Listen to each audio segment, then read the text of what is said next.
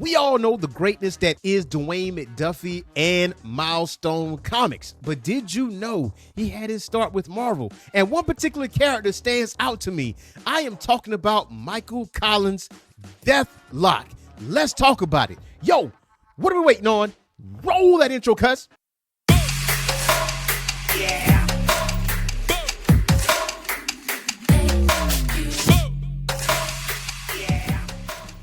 What's going on, Geek Corner? This is your boy, Earthsmack the Mad Scientist, and welcome back to the Orange Phoenix Media channel, one of the hottest up-and-coming black comic book YouTube channels on this side of the Dakota-verse. So today, we are talking about DEATHLOK.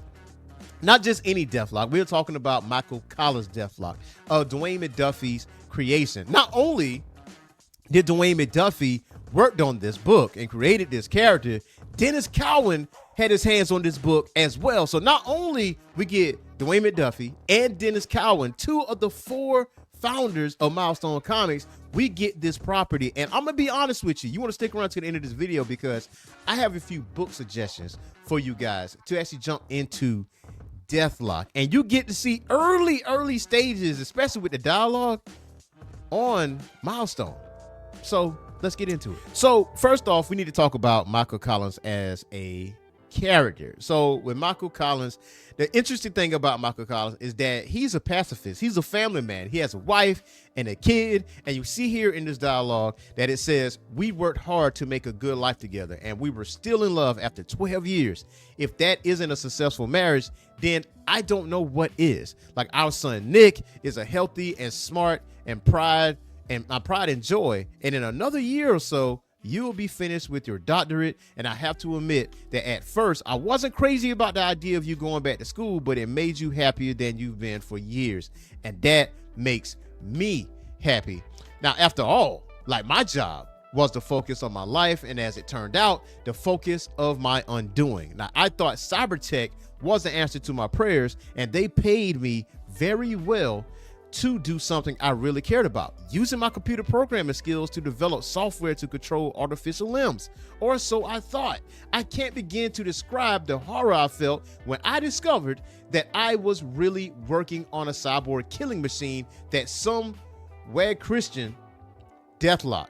Now, I was so naive, I reported my discovery to my boss, Harlan Riker, which is the villain of this book, and it turns out that No Account Punk was behind the whole thing. He shot me in the back, put my brain inside the DEATHLOK cyborg, and Riker had intended to use my brain as wetware to be the works of DEATHLOK's computer. But in his haste, he made a mistake, and somehow I was awakened there. Now, just by that, that was just a short Cliff Note version of his origins. And you see somewhat of a similarity between Michael Collins' character and another character that's in Milestone Comics.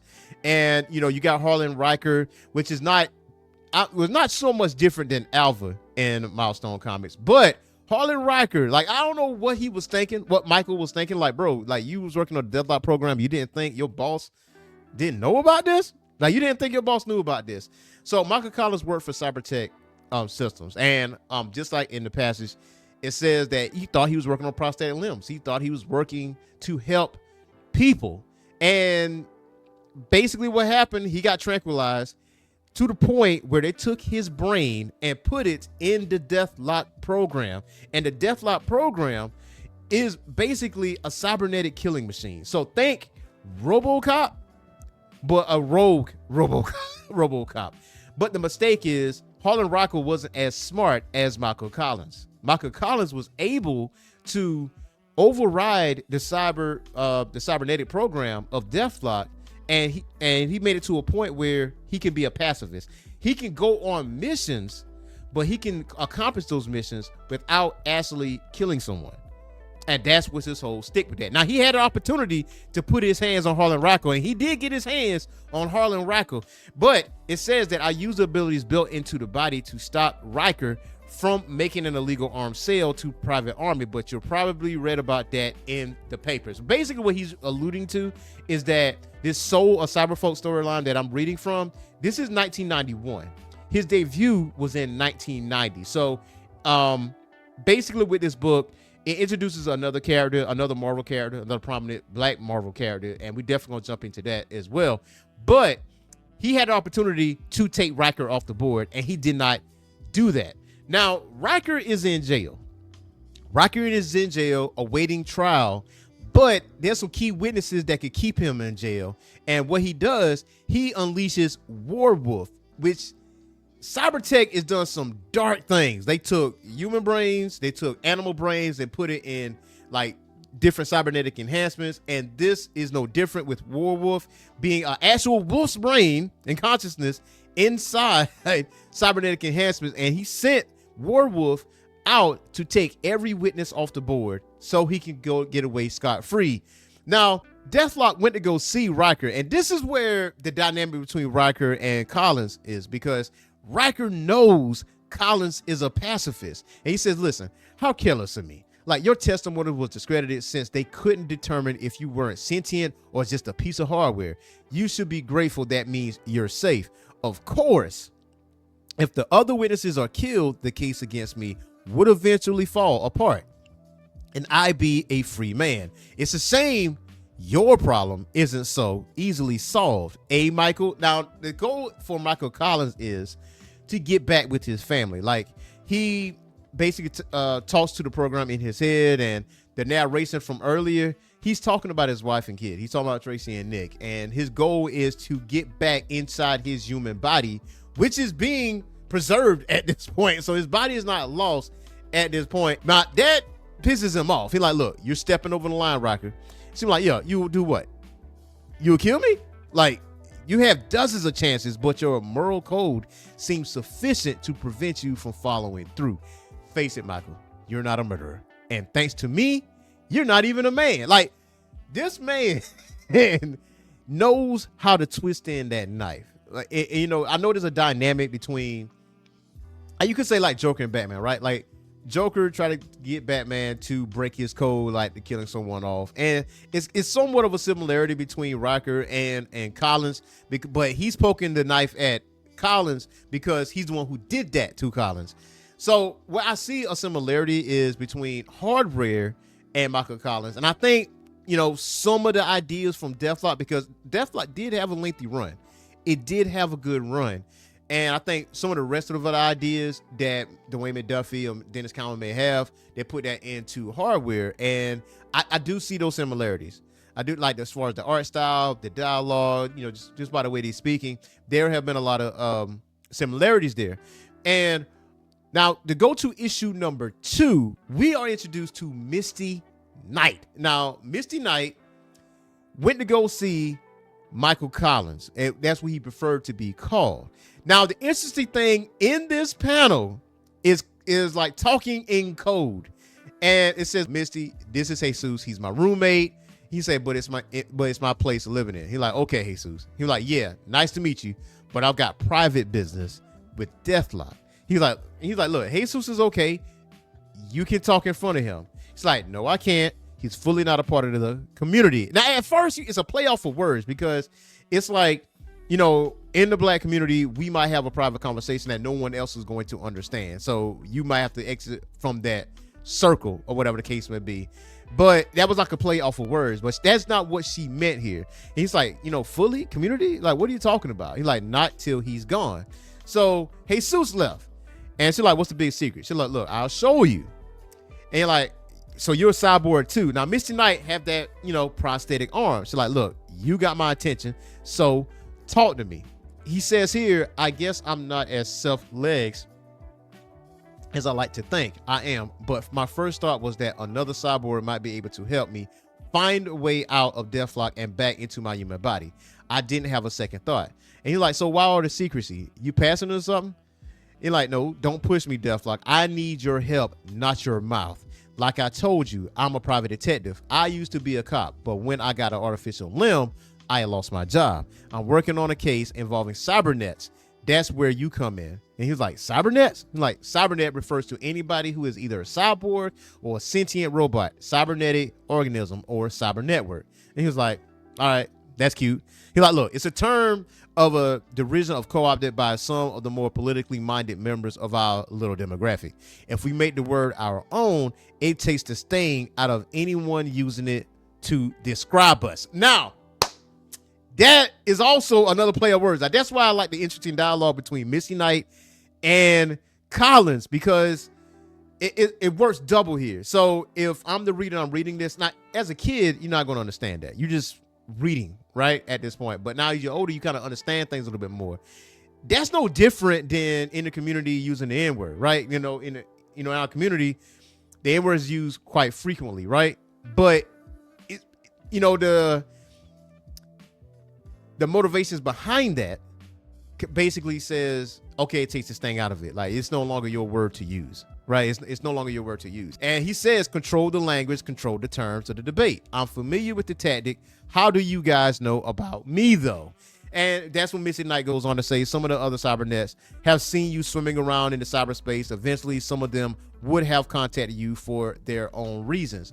Now, you fast forward that, because there's a lot of action that goes on between issue number 1 and issue number 2. And I can tell you, issue number 3 and 4 introduce Mr. Fantastic, the Fantastic Four, and the X-Men, and Dr. Doom. Now, this is not what we're going to cover, but I just want to talk about this particular term, or this particular conversation between Collins and Misty. And he says, like, now that I think about it, neither do I. Like, she was like, that's Colin Wing. She's my partner, but I'd rather keep her out of this. This is Cyborg business. And you're like, you don't trust her?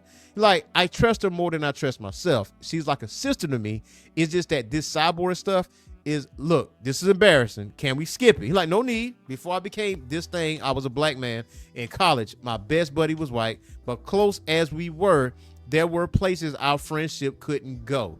He's like, yeah, I've been there. Some people accuse me of being more comfortable with mutants and cyborgs than I am with my own people, whoever they are supposed to be. It's like being trapped between two worlds, and at least two.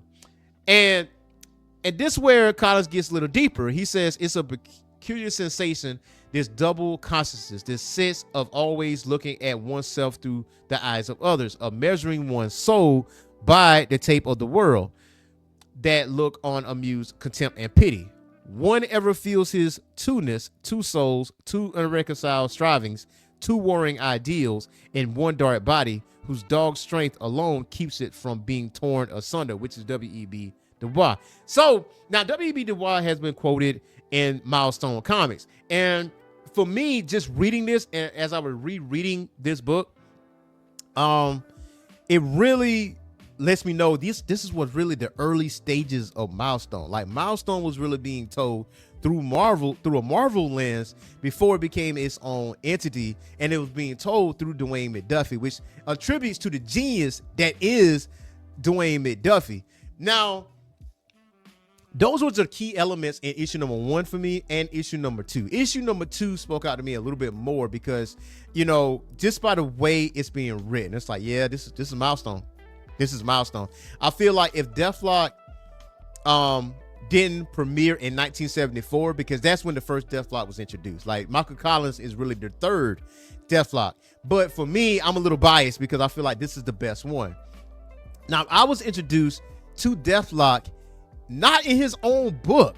I was introduced to DEATHLOK in Spider-Man Revenge of the Sinister Six, one of my favorite books in Marvel Comics. I had no clue who this character was, and when I saw him on the pages, I immediately, beamed in on him. And there's a particular issue that I do not have, which is part 4 of the Revenge of the Sinister Six. But here's the thing, though. I do have this book right here. Now, this is the hardcover of Spider-Man Revenge of the Sinister Six. I did have the trade paperback way back when, and the one thing you got to know about trade paperbacks is that they're gonna wear. Like, they're gonna wear. You got to be careful how you read the book. Now, this single issue I do not have. I feel like this is one of the most badass covers out there, and when I get my hands on that, I will get my hands on that. Now, that cover is in that hardcover book that I have, but still, yeah. Now, another book suggestion that I have, and I know I did not cover the origin in detail about DEATHLOK or Michael Collins' DEATHLOK. I did that for a reason. The reason I did that is because I want you guys to get the hardback cover of DEATHLOK. Now, this is 1990. This is 1990, the debut of Michael Collins' DEATHLOK. It does have The Living Nightmare of Michael Collins by Dwayne McDuffie and Wright and Dennis Cowan as well. So get yourself the hardback cover, because you know if it's a hardback cover, it's going to last a long time. A long time. This book is action-packed. You can see the back of this. The artwork is awesome. That's a tribute to the genius that is Dwayne McDuffie, right? And there's also a Marvel book called Damage Control. You ever wondered, like, whenever heroes go through these cities and they break down buildings, buildings fall down, like, who takes care of all that? Well, that's Damage Control, and that was by Dwayne McDuffie. So, which is written that. And also the greatness that is him, if you're familiar with Static Shock, obviously, that's the animated series, but also Justice League and Justice League Unlimited, on HBO Max, one of the best cartoon series that was out there when it comes to DC. That is Dwayne McDuffie. And on top of all that, Gail Simone wrote one of the episodes. Double date. So, yeah, the greatness of Dwayne McDuffie is unmeasured. And if you have not read DEATHLOK, I highly encourage you guys to read DEATHLOK. And I highly encourage you guys to get The Nightmare of Michael Collins, because that is the beginning of DEATHLOK. What I gave you was 1991. That's what I gave you, a little bit and piece of 1991. It's action-packed. The artwork is great. The dialogue is great. I highly recommend this book for you guys. You already know what to do. Hit that like and subscribe button and that notification bell, because when you hit that notification bell, there's a little drop-down box, little menu that says all. You click on all, that we get notified on all of our content, whether it's live or recorded. Now, if you want to talk about comics, you want to talk about video games, you want to talk about anime, you want to talk about pro wrestling and everything, and movies and TV shows and stuff like that, we have a Discord. It is in our description below. So click on the Discord, join our Discord server, and start having this conversation with like-minded individuals like yourself. So I'll see you guys next time. Peace.